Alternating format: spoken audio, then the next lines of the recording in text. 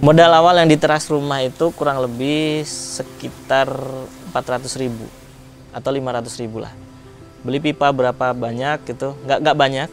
Terus kita lubangin sendiri, terus kita gimana caranya nutrisinya bisa berputar di situ. Baru mulai sarana prasarana pertaniannya, bibit, terus pupuk, pH meter, TDS meter. Nah itu kira-kira kurang lebih waktu itu sekitar 500.000 lah. Karena pakai pipa yang kecil jadi lebih murah kan. Pada saat mau pertama kali mau buka kebun, itu modal awal rasanya juga kayaknya besar gitu. Ngeluarin 1,5 juta rupiah, yang nggak tahu akan balik apa enggak. Dan 1,5 juta itu akhirnya bertambah-tambah lagi, makin besar, nggak kerasa. Ternyata kalau dihitung itu mungkin udah sampai ratusan juta mungkin keluarnya. Nah tapi ya alhamdulillah dengan apa yang kita lakukan secara konsisten, secara istiqomah itu bisa menghasilkan sesuatu yang jauh lebih besar dari apa yang kita keluarkan. Awal mula konsep itu nggak kita konsepin karena keterbatasan adanya teras rumah. Terus produk-produknya pun adalah produk yang saya suka. Ya udah akhirnya terbentuk itu dan keluarga satu dan keluarga lain juga bisa menikmati itu. Sehingga mereka bisa menginfluence yang lain untuk yuk kita ngumpul di sana aja, di jajan aja, rame seru gitu. Nah, ya alhamdulillah sampai sekarang.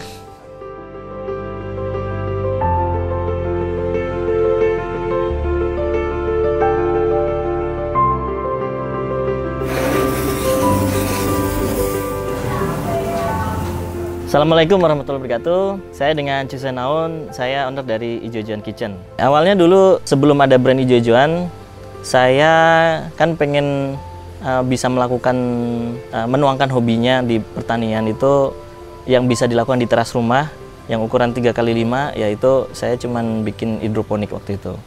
Nah, hidroponik itu awalnya dari 3x5 itu kurang lebih sekitar 50 titik lah. 50 titik itu gagal juga. Jadi awalnya cuman sukses itu 3 titik. Nah, tapi 3 titik itu tanamannya besar. Lalu kita konsumsi, tanaman berikutnya mulai makin lebih sukses lagi, lebih bagus lagi. Mulai kasih ke teman-teman, kasih ke tetangga. Nah, dari situ kalau cuman sekedar dibagi-bagi bisa sustain nggak gitu. Nah, akhirnya mulailah dijual ke teman. Nah, dijual ke teman itu dalam bentuk sayur, raw material. Itu kok ada minat di situ. Jadi mulailah terbentuk market dari lingkungan teman kantor. Akhirnya kita bikin brand itu, terus kita di situ kita bikin produk turunan. Awalnya jus sayur dulu kita introduksi ke teman-teman, diterima. Nah, terus habis itu bikinlah salad. Bikin salad juga berbagai macam trial dan error.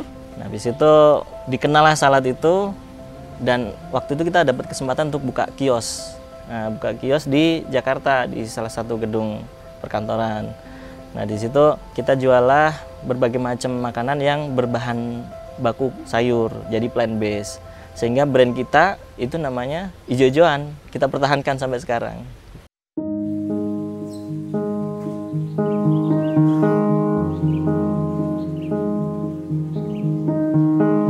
Pada saat membagi waktu antara pekerjaan profesional dan saya bilang hobi ya, karena memang waktu itu belum menghasilkan apa-apa. Jadi kita selama 6 tahun itu ruginya tuh bukan karena nggak ada pembeli, tapi karena memang secara prosesnya kita juga masih belum proper, secara experience kita juga belum benar lah istilahnya. Nah, terus juga secara market juga masih naik turun gitu. Ketika ada barang baru jual, kalau nggak ada kita nyari-nyari kemana-mana supaya bisa jualan gitu. Dan produk sendiri pun juga masih proses pencarian mana yang akan menjadi produk champion.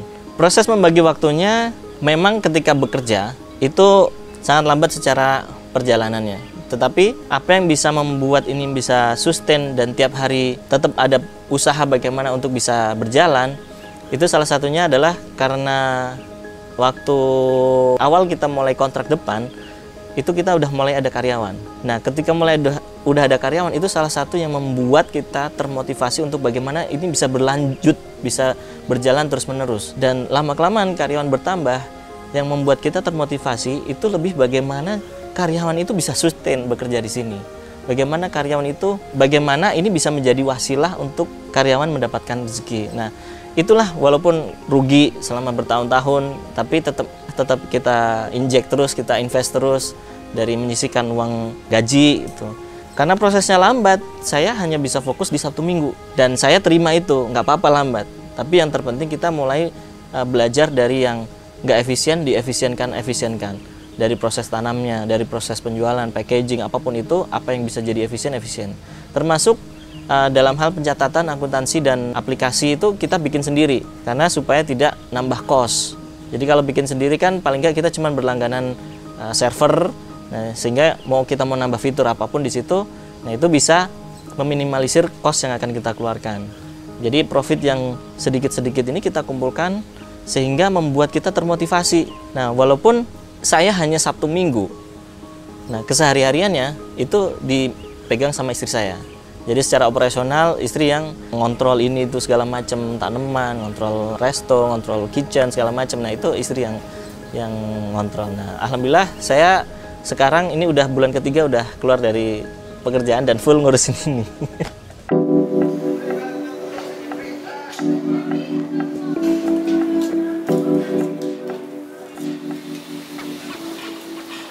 Di tahun 2022 itu udah mulai selesai pandemi.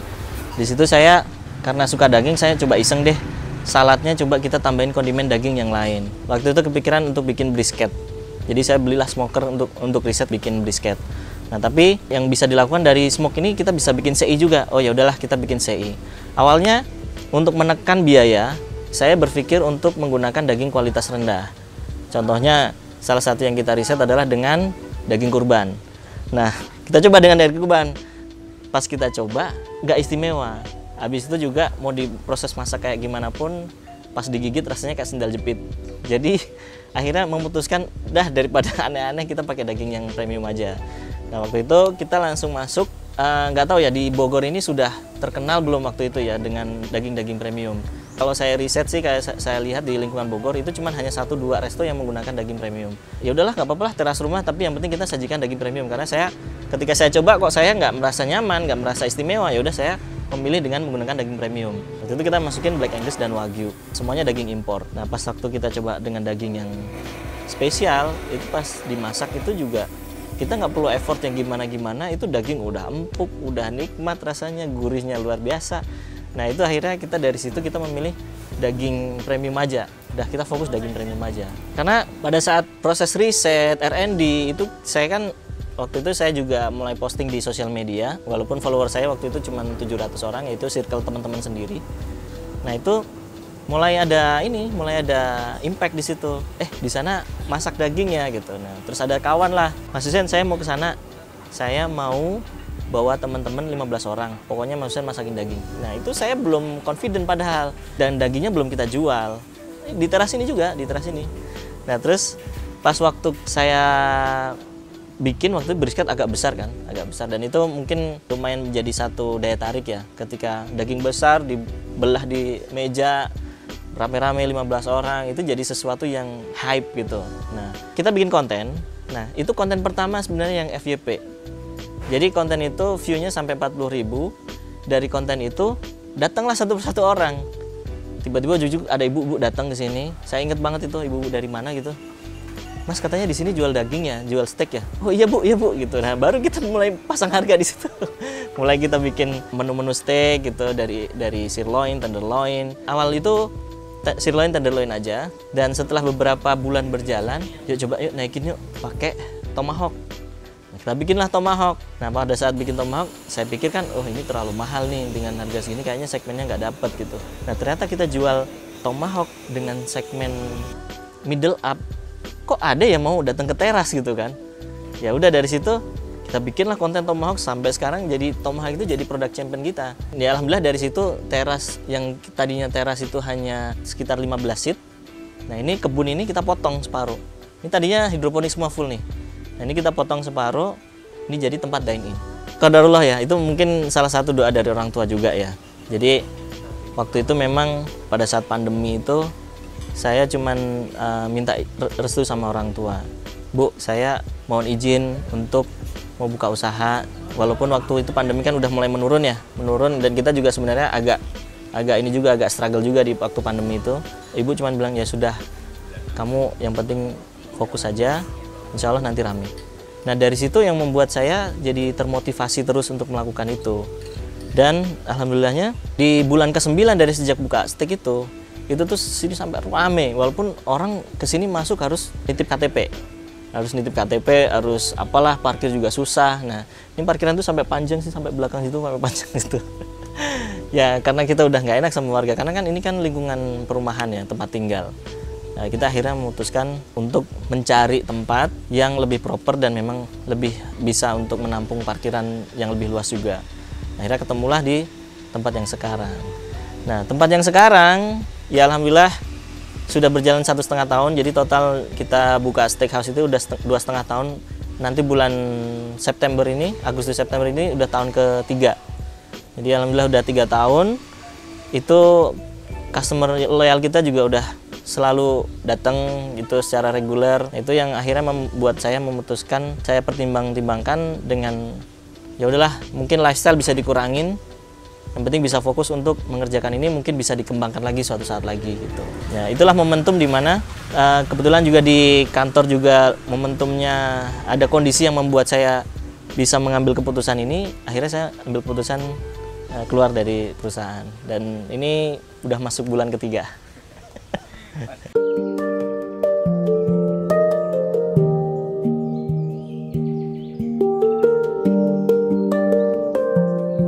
Operasional resto belajarnya dari mana? Dari terjun langsung.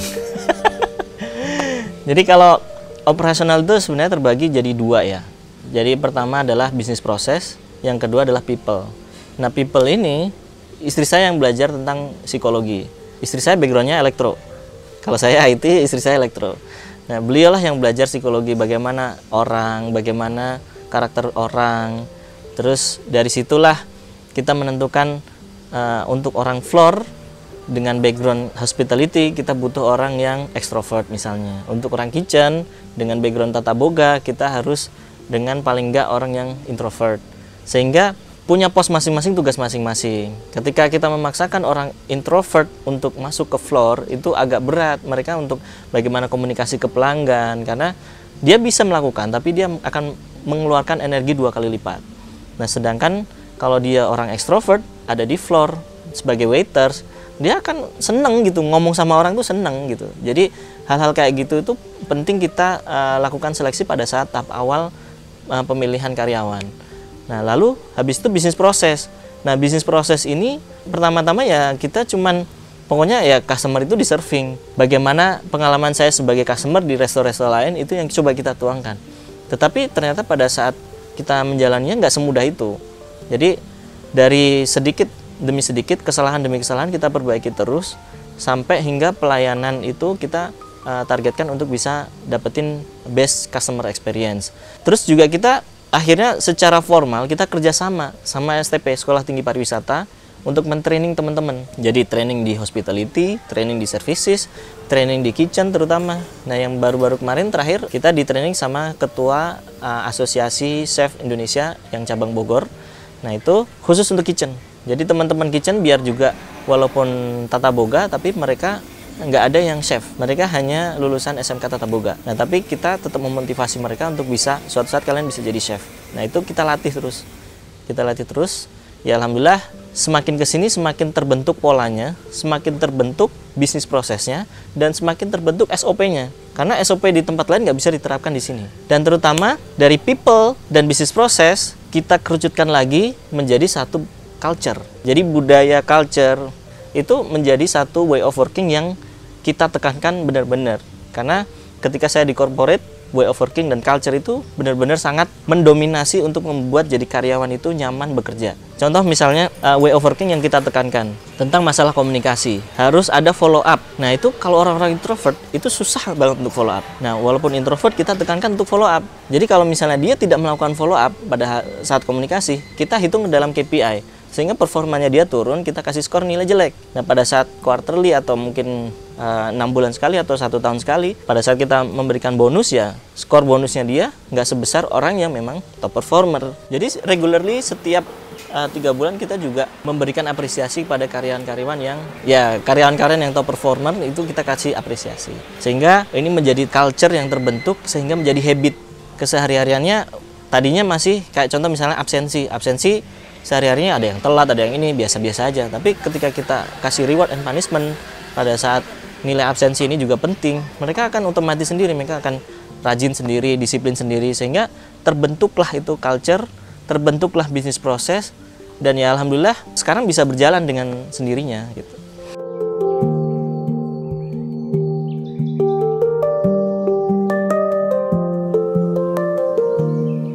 Pertanian itu untuk bisa dapetin market memang susah, tetapi ketika sudah dapat market, dia dapat trust, itu orang repeat.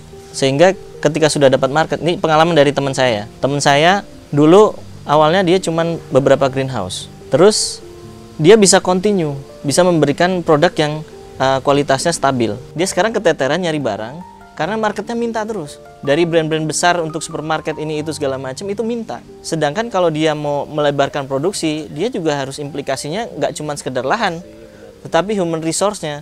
Karena lahan semakin besar itu semakin kompleks masalahnya. Ketika terjadi misalnya ada hama tertentu, itu yang kena langsung banyak. Resikonya juga makin tinggi. Nah itu kalau menurut saya market pertanian itu besar, luas, dan selalu ada. Tetapi pelaku petani itu biasanya suka nggak confident untuk bisa menjual barang produksinya itu ke market. Sehingga yang terjadi adalah apa yang bisa dia produksi, dia nggak fokus ke market, tetapi dia lebih memilih untuk ya sudahlah diambil tengkulak. Sehingga margin dari apa yang dilakukan itu seolah-olah kecil. Padahal kalau misalnya dia bisa mengelola itu, dia bisa mendapatkan market, dia akan bisa mendapatkan margin yang besar juga.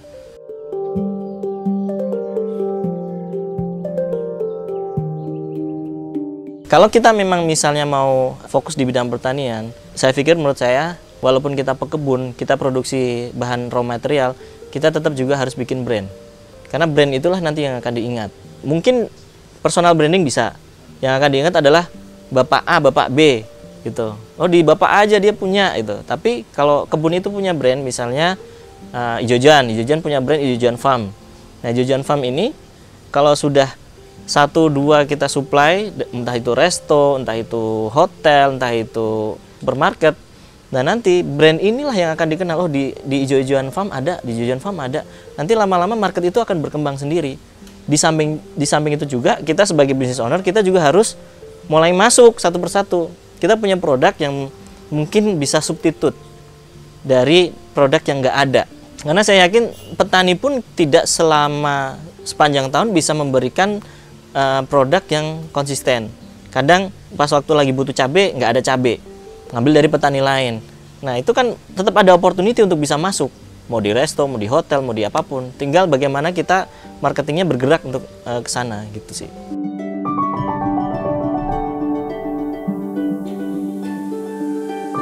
Buat teman-teman yang pengen lebih mengenal Ijojan, Ijojan Kitchen ini karena dari awalnya salad, terus kita masukin kondimen daging, malah yang daging yang lebih menjadi produk champion. Jadi yang sering dan menjadi produk best seller itu adalah tomahawk, mukbang tomahawk. Nah itu dari dagingnya Black Angus. Terus ada lagi pikannya dari Black Angus ada, dari yang Wagyu ada. Itu menjadi produk favorit karena pada saat penyajiannya itu memang namanya mukbang ya. Nah itu jadi agak memberikan suasana yang kebersamaan lah. Jadi memang tempat kami bukan tempat yang fine dining, yang mewah gitu, enggak, hanya sederhana dari rumahan. Tapi suasana kebersamaan itu bisa keluar di situ. Lebih dikatakan mungkin family resto lah, family casual. Nah di situ banyak kan anak-anak, kadang anak-anak tuh suka berlari sana sini kayak di rumah nenek gitu. Nah terus juga teman-teman sesama kolega gitu. Jadi ketika makan itu nggak yang ada malu-malunya gitu. Jadi habis dipotong langsung rebutan gitu. Nah terus apalagi ditambah di situ ada durian. Durian itu kalau dibuka kan nggak lalet. Dibuka langsung dikerubutin, langsung dihajar gitu. Gitu sih. Kami ada 2 social media account. Yang pertama untuk saya pribadi itu Chosen Gardener. Terus yang kedua adalah Ijojan Kitchen. Nah itu social media restonya. Nah untuk alamat restonya sendiri itu ada di Taman Helang, Jalan Beo nomor 10. Di Bogor, di Tanah Sareal. Jangan lupa subscribe channel Halo Bos.